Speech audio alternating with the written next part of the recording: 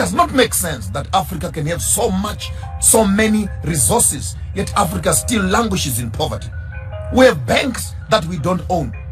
We have education systems that we don't own. We have curriculums that we never wrote. We have political parties that don't service our own interest as people. We have passports. They don't give us access to other countries. They have access to our countries. We don't have access into their own countries. And that's supposed to be democracy. They have embassies in our own countries, and yet they put the same countries in sanctions. What sort of a system are we talking about if we are to be addressing the issues of African democracy? African democracy is a crippled child who is sitting on a wheelchair, a paraplegic wheelchair. In as much as our countries are claimed to be democratic, they are not free at all. Our economies are ruled by the West. Our education is ruled by the West. Our medicine is given by the West. Our diseases are managed by the West. Our populations are managed by the West. Our technologies are imposed on us by the West. So which part of us can you say is democracy? The same countries, they sponsor a government, they sponsor a surrogate government, the government gets into power. After they're in power, then you put the same government in sanctions again. What do they want from us? These colonizers, what do they want from us? You wanted our gold, we took it. You wanted diamonds, you took it. You want our children and our body parts? You're harvesting. Africa is a harvesting ground of livers and kidneys and hearts. What do you want from us as a people? You took our art. You took our kings. Destroyed our civilization. Up to now, 400 years later, the colonizer is still watching to see how much more he can get away and harvest and pull and rape and take away from the African people. And all this comes under a big umbrella.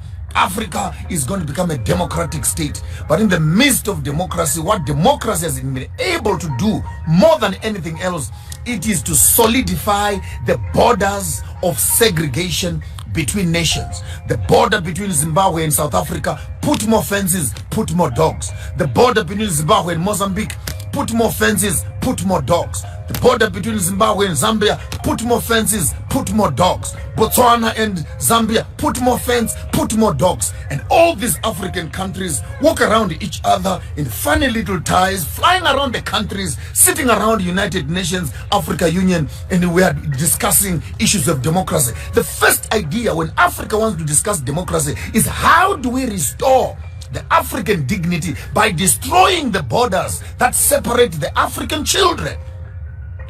My grandmother is Shangaan, Mozambique, on my father's side. My grandmother is Venda, on my mother's side. My father is Karanga, and my grandfather on my mother's side is Ndebele. So how can you put a border and a passport for me, that for me to go and see my grandmother's houses in Mozambique, I need a passport. To go and see my grandmother in South Africa, I need a passport. I must go to Pretoria first, go to Harare. I can cross the river, the Limpopo River. And this is the form of the democratic Africa that our leaders are constipated with. I'll spill the beans as loud as clear. African democracy identifies a few educated, parodic Africans who become political parties. And they talk in cahoots with the funders, the colonizers. They walk into power not to help the African people, but to look after themselves and maintain the system for the colonizer. So you walk up to me and tell me right now, South Africa is free. We still don't have the Reserve Bank in our hands 25 years later. All the insurance policy companies are white. Black people, we only run funeral parlors and taxis. That's all black people own. Funeral parlors and taxis. Insurance companies are in the hands of the colonizer. The banks are in the hands of the colonizer. Manufacturing industries are in the hands of the colonizers. The pharmaceuticals are in the hands of the colonizers. Medicine, clothing in the hands of the colonizers. Technology in the hands of the colonizers. Small little black boys who graduate from universities and black girls, all they do is to work for people who are putting on shorts. Uneducated, some of them, by the way. They have inherited wealth from their own fathers, and they run these countries. And that is supposed to be democracy. In fact, democracy says don't disturb the status quo. Don't tamper with the financial market of the country, because if you tamper with the finances of the country, your country is going to become unbankable. Your country is going to go down. The economy is going to go down. Hell no. Whose economy? Show me one black person who has money. Show me one black person who owns an industry. Show me one black person who owns a pharmaceutical company, who owns a manufacturing industry. You'll be shocked to discover we are still slaves and servants working for the colonial system. Take note, I'm not insulting any political party, but I want to insult their insensitivity that they walk around and campaign. I am saying this from Nigeria to Uganda to Kenya to Ghana to Zimbabwe to South Africa to Botswana, anywhere in Africa. Tell me one political leader who has made an intentional business of improving and establishing factories for his own people. Sit around approving business budgets for what? Just take that money, open industries. Take that money, open up mines. Take that money, open up agricultural farms. Have food for your people, employment for your people. How complicated can that be? The model to follow is Dubai. Look at Emirates. They have nothing. All national fund. Use the national fund to make Dubai a capital city of industry for the whole world. Here we are in Africa. We have cocoa, we have bananas, we have coal, we have platinum, we have diamonds, we have oil, we have weather, we have tourism, we have everything. But in the midst of all these resources, our African people are still languishing in poverty. Can I ask you, the intelligent ones, what is the problem of Africa? What is the problem? We have the resources, we have the universities, we have the education, we have the skills. What is the problem? The problem is we are trained to maintain a system that does not benefit us. We go to school to learn to maintain that system. We train our children to look after the system. Our political system has no will at all to empower the local people. It has no will. There's no political party that wants to remove bread from the mouth of the white man. That's a fact. Because all these political leaders are eating with the colonizer. So how can you destabilize a system that is giving you food? So it's the typical state where Uncle Tom kind of boys who now are being told you are not like them, you are a better black than them. Please, you can eat here, you can sign here, you can own this also and that, and before you notice it, 5 years, 10 years later, our political leaders have just become rubber stamps in government for pushing a European colonized agenda. I'm still looking for a country that will take its own resources and improve its own infrastructure. I challenge all the African political heads across Africa. Go to Dubai, not to shop. Go and study. Go and study how a place that has nothing has been able to change its course from a desert to a capital city of shopping in the world. Go there and study. Many of you who are here always insulting me about Christianity. Some of the most prosperous countries in the world are non-Christian at all. Look at China. Look at India. They are succeeding. Do they even believe in Jesus? So stop making economic issues religious issues. We need to start looking at politics and these political issues head on and look for real solutions. And many of us who are in the business of praying, for how long shall the African continue to pray? 500 years later, still praying, calling on the name of Jesus. What answers does he give us for land? What answers does he give us for poverty? What answers does he give us for sicknesses and disease? What answers does he give us for land?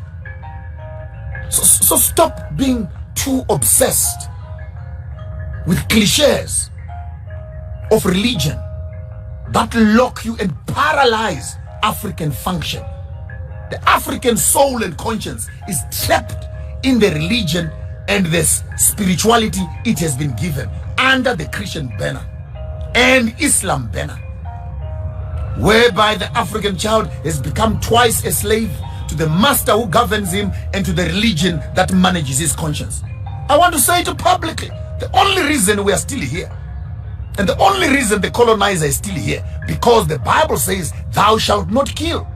That's why they're still here. If we did not have the Bible that says, thou shalt not kill, tell me what we would have done with the colonizers up to this very day.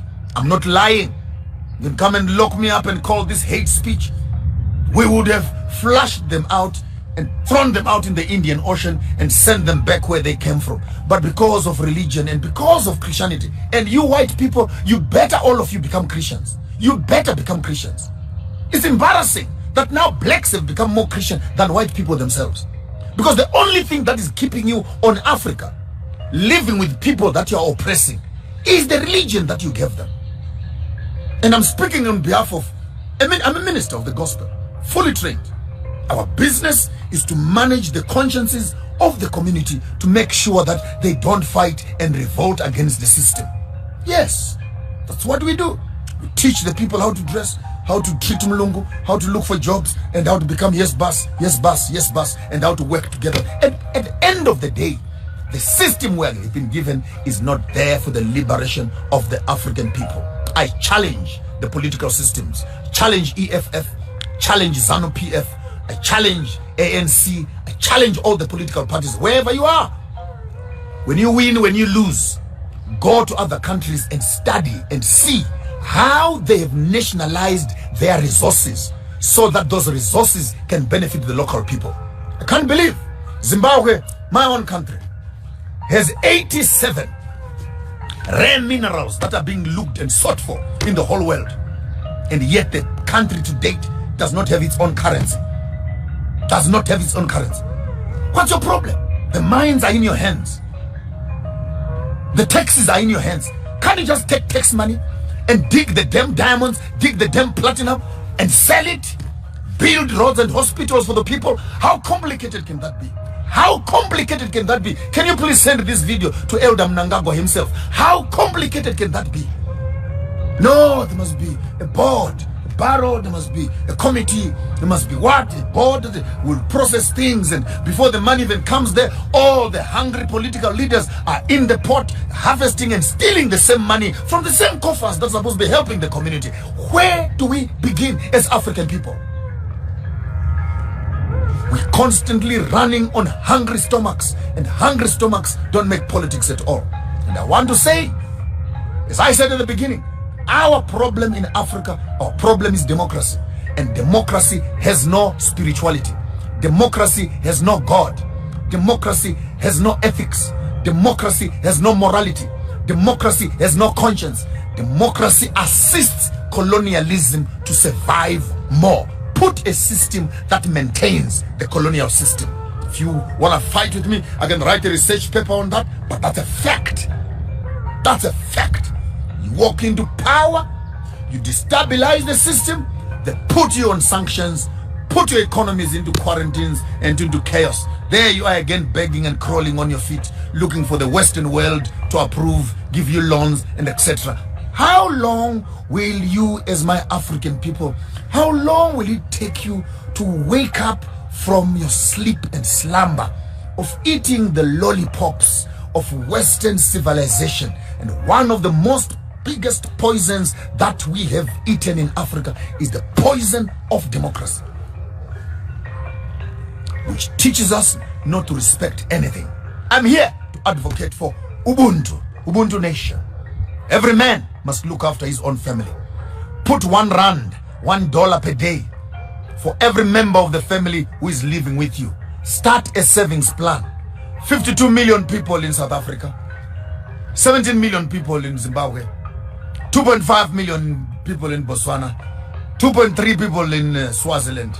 If we can put all these R1 per day kind of money, we are able to create our own banking, our own financial system, which can challenge and collapse all the financial institutions that Africa is now incubating, which are colonial systems. I don't care who they are, from Ernst & Young to Old Mutual to Standard Bank to FNB to Nedbank, all these systems that are in the hands of the colonizer. We don't need these systems at all. If we can take the money that we work for and we keep it together. Now, because we are all in debt, let's start slowly. Let every member of the African Ubuntu nation create a doggy bag, a kitty. Have a small little savings plan in your house. R1 per day, 1 pula per day, 1 malangeni per day. Keep that money with you. We'll make a calling very soon. We put all those R1 per days into one big kitty. We can begin, even if the white people say they want us to buy the land, we can afford to buy the land for ourselves. 52 million rand a day or 47 million rand per day times 10, that's for 10 days, times 100 days, times 1 year. Those are trillions of dollars. We don't need a donation from anybody. With that money, we can build our own universities. We can build our own hospitals. We can build our own houses. We can look after ourselves. If we understand, we can make the resources work for us. Instead of taking 2,000, 3,000 rand per month to pay for a gym, to pay for health insurance, to pay for insurance, which we can't even afford. Why can't we take our own money, R1 per day, buy and build our own hospitals, which we can look after ourselves, which we can afford, competitive prices for our own people. I'm here to advocate for a new day for the African people. We're tired. I'm getting old, and I'm wondering how long will this go. Please start Googling, start reading about Ubuntu Nation. Ubuntu Nation, Ubuntu Nation, Ubuntu Nation, Ubuntu Nation is our only solution and our last stroke of hope as Africans. Let's take the money that we are working for at a minimal of each one of us who is working. Start putting that money together. Before the end of this year, we will open up an account which will be thoroughly transparent to the whole continent for everybody to see where your money is going. We'll start using this money for the development of the Ubuntu concept, then spread it over into all the countries, and we can begin to have our own savings plan. We can build our own infrastructures, and the issues of politics and governments, we can always deal with them a bit later on. I'm not interested in politics. This is not a political party. This is a nation building initiative. A nation building initiative. We are not talking politics. Time for politics is over. We have given political leaders from 1945, 1960, more than 68 years of democracy. But each democratic country has made its people poor and poor. And no one wants to admit that we cannot run this system. It's failing us. It's failing us. Politicians are saying too much, saying too much, saying too little, doing too little, speaking too much, doing very little. It's high time we take our economy into our own hands. And when we have our economy in our own hands, we can determine the politics of every country, determine the health of our people, determine the entertainment of our people, determine the fashion of our people, determine the industries of our people, determine the hospitals of our people, midwifery for our own children, education for our own children, land for the future generation, and preserve the things that we think they're important to us.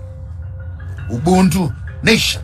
Ubuntu Nation starts with you as an individual. Tonight, buy, organize a nice little bucket, a kitty in your own house.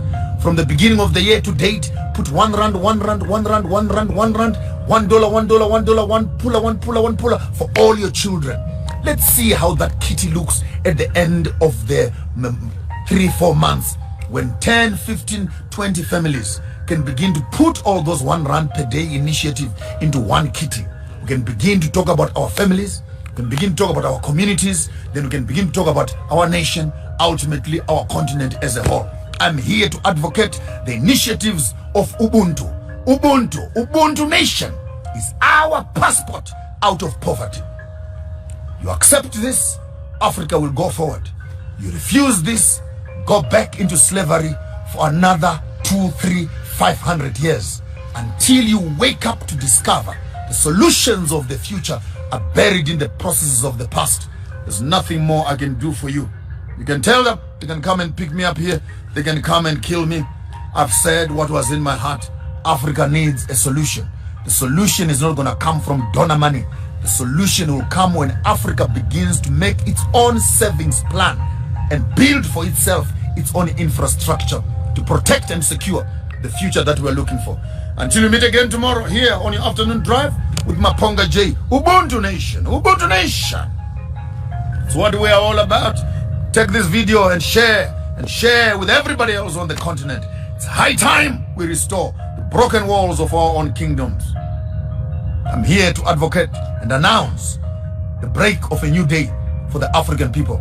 Tell your politicians they must start packing their bags and going where they are being paid for they have not benefited my people at all.